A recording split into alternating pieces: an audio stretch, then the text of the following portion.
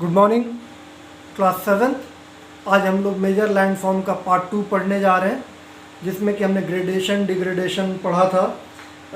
यानी कि जब कोई चीज़ एरोड हो जाती है तो वहाँ पे जब कोई चीज़ एरोड होगी तो वहाँ पे डिग्रेडेशन होगा, और जहाँ पे कोई चीज़ जाकर डिपॉजिट हो जाएगी, भर जाएगी, उसे हम कहते हैं एग्रेडेशन। मतलब वहाँ पे चीज़ें बढ़ गई, वहाँ पे एग्रेड हो गए। तो डिग्रेडेशन एग्रेडेशन ये सारी चीज़ें होती हैं। वेदरिंग हमने पढ़ा था, वेदरिंग की वजह से ब्रेकिंग डाउन ऑफ रॉक, वो या तो कहीं से ब्रेक होके कहीं पे भरेंगी या कहीं से ब्रेक होके बराबर करेंगी। तो यही चीज़ें हमने पढ़नी थी कि कौन कौन से फैक्टर है, एजेंट है, जिसकी वजह से एरोजन या डिपोजिशन का प्रोसेस होता है, यानी कि वेदरिंग होती है। तो उसमें हमने पढ़ा था action by river, action by ice, जो कि ऑलरेडी पढ़ लिया है। आज हम सेकेंड पार्ट में पढ़ेंगे action by sea waves and action by wind. ये दो पार्ट आज हमें पढ़ना है। सो एनीवे, आई होप कि मैं चीज़ें कंप्लीट कर पाऊँ। एक ट्राई किया था, वीडियो रिकॉर्ड नहीं हुई किसी वजह से, स्पेस पूरा फिनिश हो गया था। तो एनीवे, सबसे पहले मैं ट्राई करता हूँ इसको एक एक चीज़ को यहाँ पे ड्रॉ करके बताने के लिए। बहुत आसान है, बट इसके अलावा हर टॉपिक को आप गूगल में जाके इमेज में चेक कीजिएगा। फॉर एग्जांपल आपको क्लिफ, तो क्लिफ इमेज डालिएगा, आपको आ जाएगा। सो पिक्चर आ जाएगी तो और चीज़ें क्लियर हो जाएंगी। तो सबसे पहले हम पढ़ेंगे एरोडिंग एजेंट, किस किस वजह से, सॉरी, दो तो ऑलरेडी पढ़ रखा है। सी वेव पढ़ेंगे, सी वेव से कैसे एरोजन या डिपोजिशन होता है, यानी कि वेदरिंग कैसे होता है। सी वेव से एरोजन भी होता है, डिपोजिशन भी होता है। मतलब कहीं से मिट्टी कटती भी है या पत्थर कटता भी है, और कहीं पे जाके जमा भी होता है। तो जो एरोडिंग एक्ट है उसमें है क्लिफ, केव एंड आर्च बनते हैं। So what is Cliff? मान लीजिए कि इस तरीके से कोई पहाड़ है ना जी, ये पूरा सी है। तो यहाँ पे सी वेव के चलने से ये क्या होगा, ये कटता जाएगा ना, ये कटता जाएगा, ये पूरा ये कटता जाएगा, ये बिल्कुल फ्लैट हो जाएगा। तो ये जब ये फ्लैट हो गया, यही क्लिफ कहलाता है, एकदम डीप वर्टिकल इस तरीके से, दैट इज कॉल्ड क्लिफ। पहले ऐसे नॉर्मल हिल टाइप का था, पत्थर था राउंड शेप में, बिल्कुल स्ट्रेट हो गया, that is called Cliff. Cliff से खड़े होकर जंप करते हैं नीचे पानी में, दैट इज कॉल्ड क्लिफ। अब यही मान लो कि ये वेव, सी वेव पढ़ते पढ़ते पढ़ते ये क्या होगा, ये और इसको काटता चला जाएगा, काटता चला जाएगा। तो ये क्या बन गया, ये क्या बन गया, केव बन गया, राइट, केव, यानी क्लिफ से केव बन गया। यानी कि सी वेव से एरोजन की वजह से पहले क्लिफ बना, उसके बाद केव बन गया, और यही चीज आर्च भी बन जाएगी। आर्च कैसे? ये साइड व्यू है, मैं आपको फ्रंट व्यू बनाता हूं।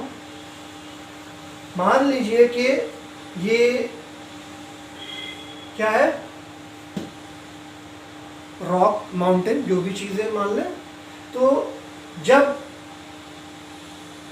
क्या कहते हैं, पानी पड़ा, सी वेव, समंदर की लहरें पड़ी, तो ये क्लिफ हो गया, आगे का खदड़ता खदड़ता एरोड हो गया।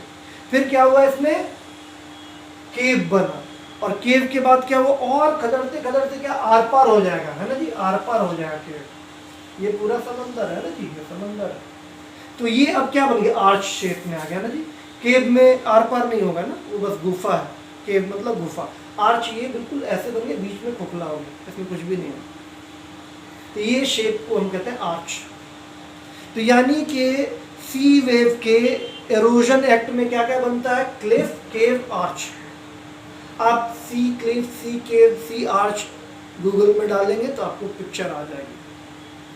सी क्लिफ इमेज, केव, सी केव इमेज, सी आर्च इमेज, तो वो पूरा आपको खूब बढ़िया बढ़िया फोटो आएगी।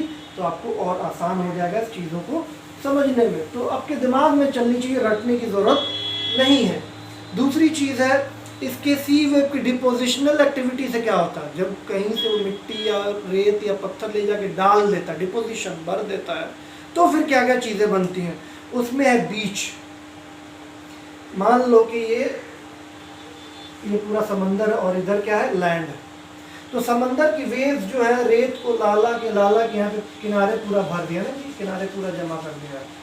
यहाँ पे हम बैठते हैं, स्विमिंग करते हैं, ये सारी चीज़ें, तो इसे बीच कहते हैं। बीच मतलब समंदर का किनारा, बीच इंग्लिश वर्ड है, बीच मतलब समंदर का किनारा। तो यहाँ पे बीच किसकी वजह से बनता? सी वेव की वजह से। वहाँ रेत नहीं थी, रेत कहाँ से आ गई? समंदर किनारे रेत आई कहाँ से? वो आई समंदर की लहरें अपने साथ रेत लाला के और किनारे छोड़ती चली गई, तो ये बीच बन गया। दूसरा क्या बनेगा? सैंड बार। अब मान लीजिए कि ये तो समंदर है ना जी, ये समंदर है हमारा। अब कहीं से रेत इकट्ठी हो के और एक यहाँ पे बाउंड्री बना दिया, बार कहते हैं ना, बाउंड्री बना दिया। ये रेत भी हो सकता है, छोटे छोटे पत्थर हो सकते हैं जो आके यहाँ पे इकट्ठे हो गए। मान लिया यहाँ पे पत्थर आया कि यहाँ क्या आएगा, उस पर जाकर रेत फंस गई और करते करते दीवार बन गई। तो ये जो है बीच में जो दीवार बन गई है समंदर में, उसे ही हम कहते हैं सैंड बार, सैंड बार, है ना। थर्ड है लगून्स। ये सब डिपोजिशन की वजह से हो रहा है, जमा होने की वजह से हो रहा है। लगून्स कहते हैं कि ये जो इलाका देख रहे हो, ये भी पहले समंदर था, अभी समंदर के से जुड़ा हुआ, लेकिन सैंड बार की वजह से अलग हो गया। ये मेन समंदर का पार्ट नहीं, उससे अलग हो गया। तो ये जो अलग वाला इलाका है, इसे ही हम कहते हैं लगून। यानी लगून जो है वो समंदर से जुड़ा हुआ, समझ लो एक तरीके का लेक है जो समंदर से जुड़ा हुआ है। बीच में सैंड बार की वजह से एक बाउंड्री बन गया, बांध बन गया, जिसकी वजह से समंदर से अलग हो गया, है समंदर से जुड़ा हुआ। This is called lagoon. यही ज़मीन में होता था, हम इसको गढ़ा कहते हैं, पॉन्ड कहते हैं या फिर लेक कहते हैं, लेकिन समंदर से जुड़ा हुआ तो इसे हम लगून कहेंगे। तो आई होप कि सी वेव की वजह से जो जो डिपोजिशनल और एरोजनल चेंजेस आए हैं वो आपको समझ में आ गया होगा। अब वीडियो रोक के एक एक टॉपिक आपके बुक में लिखा हुआ है, वहाँ पे इसको पढ़ते जाएं, समझते जाएं, ताकि दिक्कत ना हो। अब आ जाइए नेक्स्ट जो है हमारा विंड। विंड से क्या क्या डिफरेंसेस आते हैं एरोजन और डिपोजिशन, विंड से क्या क्या चेंजेस आते हैं। पहला है मशरूम रॉक। ज़्यादातर विंड का असर जो होगा वो रेगिस्तान इलाके में होता है, क्योंकि रेत जो है उसको उड़ाना हवा के लिए आसान, बहुत आसान है। बाकी जगह पर मुश्किल है, बहुत तेज़ हवा होनी चाहिए। तो मान लिया कि ये पत्थर है ना जी, रॉक है कोई। अब इस पे ये ज़मीन है, रेगिस्तान कह लो या जो भी। अब यहाँ पे हवा चलनी है, तेज़ हो रही है, तो ये क्या करेगा, हवा उड़ेगी तो ये इससे टकरा के ये क्या होगा, टूटना शुरू होगा ना जी। टूटना मतलब एरोड होना शुरू होगा। इधर से भी होगा, चारों तरफ से होगा, इस तरीके से होता चला जाएगा, इस तरीके से चारों तरफ से होगा। तो ये क्या हो गया, खोखला हो गया ना जी, ये पूरा एरोड हो गया, खोखला हो गया। कैसा शेप हो गया इसका, मशरूम का। इसे ही मशरूम रॉक कहते हैं। ये किसकी वजह से हुआ है, एरोजन की वजह से। एरोजन किससे हुआ, विंड के प्रेशर से, जिसको हम लोग सांप का छाता बोलते हैं ना जी। इस तरीके की कोई चीज़ होती है जिसे मशरूम कहते हैं ना जी, सांप का छाता जिसको कहते हैं हम लोग, इस तरीके से। तो एनीवे इसी शेप का ये हो जाता है, तो इसलिए हम इसको कहते हैं मशरूम रॉक। एरोजन की वजह से, विंड के एरोजन की वजह से हम विंड पढ़ रहे हैं। इसके बाद है sand dunes. What is sand dunes? Sand dune simple, जो रेत का पहाड़ होता है उसे हम सैंड ड्यून्स कहते हैं। फ़र्क बस इतना है कि सैंड ड्यून्स में जो पहाड़ बनते हैं वो परमानेंट नहीं होते हैं, वो चेंज होते रहते हैं।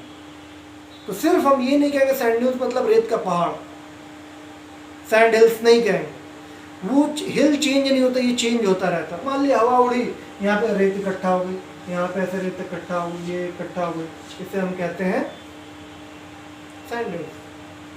ये फिर उड़ के कभी इधर चला गया, कभी उड़ के यहाँ चला गया, that is called sand dunes. ये चेंज होता रहता है हवा के हिसाब से। बहुत सारे टर्म्स हैं इनके बीच के, जो कि मैं आपको एक्सप्लेन नहीं कर रहा हूँ, क्योंकि आप लोग अभी समझ नहीं पाएंगे, ना ही आपकी ज़रूरत है। बुक में है बट ज़रूरी नहीं है उसको अभी जानना। Wind blow depression. What is wind blow depression? ये भी ज़्यादातर रेगिस्तान में होता है, ये मान लो रेगिस्तान है। विंड ब्लो डिप्रेशन कहते हैं किसी भी चीज़ के कमी को, गहराई को डिप्रेशन कह सकते हैं। फॉर एग्जांपल हमारा मूड अच्छा नहीं है, बहुत लो फील कर रहे हैं, उदास हैं, हम कहते हैं हम डिप्रेशन में, एकदम डाउन हो गया ना जी। तो डिप्रेशन इसी से रिलेटेड है, यानी कि अर्थ सरफेस का डाउन हो जाना इसका डिप्रेशन। वो किस तरह? विंड ब्लो की वजह से, हवा बहने की वजह से ये जो इलाका है मान लो कि ये गहरा हो गया। ये कैसे होता है? अक्सर जो बहुत तेज हवा होती है ऐसे घूमने वाली, तो वहाँ की पूरी चीज़ों को उड़ा के ले जाती, इतनी प्रेशर होता है, इतना प्रेशर। तो क्यों होता है? वो हाई प्रेशर और लो प्रेशर का खेल है, अभी आप नहीं समझ पाइएगा, क्लास में समझाएंगे। तो यहाँ पे जगह बना देता, गहरा कर दे, इतना गहरा कि वहाँ से पानी निकल जाए, तो वहाँ ओएसिस बन जाता है। ओएसिस क्या होता है? ओएसिस कहते हैं समंदर डिजर्ट इलाके में जहाँ से कहीं से पानी निकलने रहता है, तो पानी होता नहीं वहाँ पे, कहीं पे अगर हल्का फुल्का पानी निकलने लगे उसे हम कहते हैं उस जगह को ओएसिस, जो कि बहुत रेयर होता है, कॉमन नहीं होता डिजर्ट में ओएसिस। तो वहाँ पे थोड़ी सी ग्रीनरी हो जाती है और जो लोग भी वहीं आसपास बसने लगते हैं, क्योंकि पानी कहीं ना कहीं मिल जाता है, प्लांट्स हो जाते हैं, तो जानवर के भी खाने पीने की चीज़ें हो जाती हैं। तो दिस इज, यहाँ पे ओएसिस बन जाता है। डिप्रेशन गहरा हो गया ना, मिट्टी कट के अंदर हो गया, तो ये भी क्या है? इरोजन का एक्टिविटी है। फिर एक है लोएस। लोएस क्या कहलाता है भाई? लोएस जो होता है, मैंने यहाँ पे लिखा लोएस, लोएस डिपोजिशन, ये डिपोजिशन का एक्ट है, मतलब वहाँ भरता है। अब मान लो कि ये पूरा, ये जो इलाका है पूरा हमारा रेगिस्तान है ना, ये रेगिस्तान है, इधर नॉर्मल जगह, तो रेत उड़ के उड़ते उड़ते बहुत दूर तक फैल जाती है। मान लो यहाँ तक पूरी रेत भर गई, आके पूरी भर गई, तो ये जो इलाका है जो पूरा रेत आके भर गया है, इसे हम लोएस डिपोजिशन कहते हैं, जहाँ बहुत दूर दूर तक रेत भर गई। रेत भरी है, मिट्टी तो है नहीं कि जम जाएगी। अब इसमें से कोई नदी निकल गई, बारिश का पानी आया तो पूरा बहा के इसमें वैली बना देगा, इसमें से कहीं कहीं से नदी निकल जाएगी, जो कि बस लोएस्ट डिपोजिशन समझिए कि दूर तक जाके जो पूरा रेत भर जाता है उस इलाके को लोएस्ट डिपोजिशन हम लोग कहते हैं। अब आ जाइए सोइल। सोइल में बस आपको ये चीज़ जाननी है कि सोइल बहुत इंपॉर्टेंट है। सोइल हम इस चैप्टर में पढ़ क्यों रहे हैं? सोइल जो होता है वो वेदरिंग के प्रोसेस से बना हुआ है ना। किसके प्रोसेस से? वेदरिंग, यानी breaking down of rock. Rock से सोइल कैसे बना? तो जो रॉक बहुत छोटा छोटा टूट गया तो सोइल रॉक पार्टिकल्स कहेंगे है ना जी, रॉक पार्टिकल्स छोटे छोटे। तो इसमें तो खेती, तो जैसे कि रेत, इसमें तो खेती नहीं हो सकती है। फिर इसमें जो प्लांट का पार्ट्स है या ऑर्गेनिज्म का, जो जैसे कि आदमी, जानवर, छोटे मोटे कीड़े मकोड़े, वो भी जाके सड़ गल के, प्लांट्स का पार्ट सड़ गल के और इस रॉक पार्टिकल से मिल जाते हैं, उसे हम सोइल कहते हैं। हमारे सोइल में है ये सारी चीज़ें, प्लांट्स, ऑर्गेनिज्म सब मिला हुआ। जिस तरीके से जो खाद बनाते हैं, गोबर वाला खाद, उसमें क्या होता है? जो भी किचन की चीज़ें वहाँ फेंक दी, साग सब्जी फेंक दी, कोई चीज़ मरी पड़ी वहीं फेंक दी, सब सड़ गल के वो बहुत ही अच्छा खाद बना देता है। वही ये चीज़ है मिट्टी, जिसके अंदर ये चीज़ें जितनी होगी वो उतनी अच्छी मिट्टी होगी। इसे ह्यूमस भी कहते हैं, है ना जी, ह्यूमस, साइंस में पढ़ा होगा आपने। तो मिट्टी एक वन ऑफ द एग्जाम्पल है वेदरिंग प्रोसेस का। तो वेदरिंग नहीं होता तो मिट्टी नहीं होती, मिट्टी नहीं होती तो लाइफ पॉसिबल नहीं था अर्थ पे।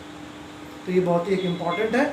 इसके अलावा हम लोगों ने सोइल को 3 पार्ट में बांटा है, इनके वेदरिंग के हिसाब से ना जी, मतलब जितना ब्रेकिंग डाउन हुआ है पत्थर, उसके हिसाब से हमने सोइल का टाइप बताया। मान लो कि ये अर्थ है ना जी, तो ये 3 पार्ट में हमने बांटा हुआ है। ये मान लो कि प्लांट है ना जी, कोई प्लांट है, इस तरीके से फोटो दिया हुआ। तो ये जो ऊपर वाला हिस्सा है इसे हम कहते हैं top soil.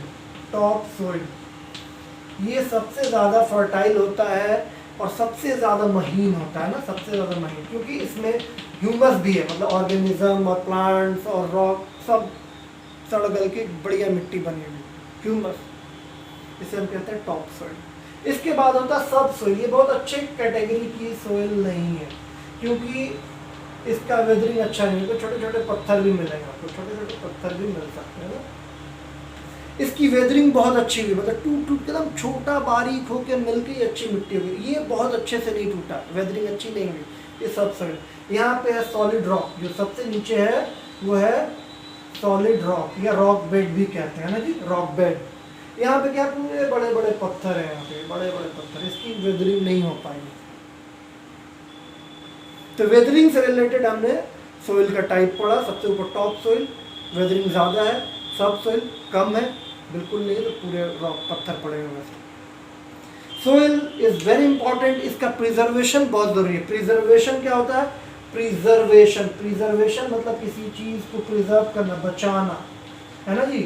Preservation of soil बहुत ज़रूरी है, मिट्टी को बचाना। मिट्टी को नहीं बचाएंगे तो लाइफ पॉसिबल नहीं होगा, ऑक्सीजन की कमी हो जाएगी, बीमारियाँ होंगी, लोग मर जाएंगे, ख़त्म हो जाएंगे। प्रिजर्वेशन करने का सबसे अच्छा तरीका एफॉरेस्टेशन। डिफॉरेस्टेशन होता है फॉरेस्ट की कटाई, कहते हैं डिफॉरेस्टेशन। एफॉरेस्टेशन होता है ज़्यादा एरिया में फॉरेस्ट को बढ़ाना, दैट इज कॉल्ड अफॉरेस्टेशन।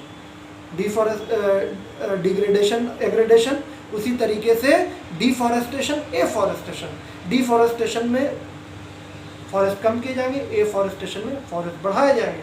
और हमें मालूम है कि जब प्लांट्स बढ़ेंगे तो वो मिट्टी को जकड़ के रखते हैं, वो एरोजन नहीं होने देते हैं मिट्टी का। मिट्टी का जब एरोजन नहीं होगा तो बहुत फर्टाइल मिट्टी मिलेगी, सब कुछ अच्छा रहेगा, हमारी लाइफ सर्वाइव करेगी अच्छे से।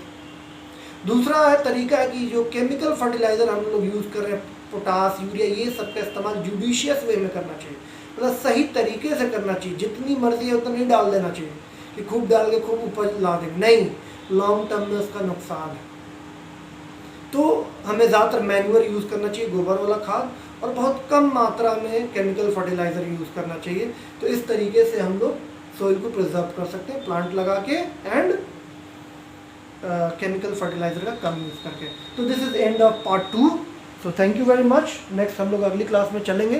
कोई चीज़ समझ में नहीं आई तो फिर हम लोग आगे चल के एक जूम क्लास भी कर सकते हैं, जिसमें कि आप लोगों को क्वेश्चन आंसर ले लिया जाएगा, आपसे पूछ लिया जाएगा। आपको कोई सवाल है आप लोग पूछ सकते हैं, मैं आके खड़े होकर क्लियर कर सकता हूँ, ठीक है। तो आप लोग सब तैयार होइएगा तो आई होप कि कर सकते हैं। ये पूरा एक फ्रेम में आ गया आपका वीडियो, सो ताकि जो भी लिखना है आप लिख सकते हैं। Thank you very much, take care, bye bye, all the best.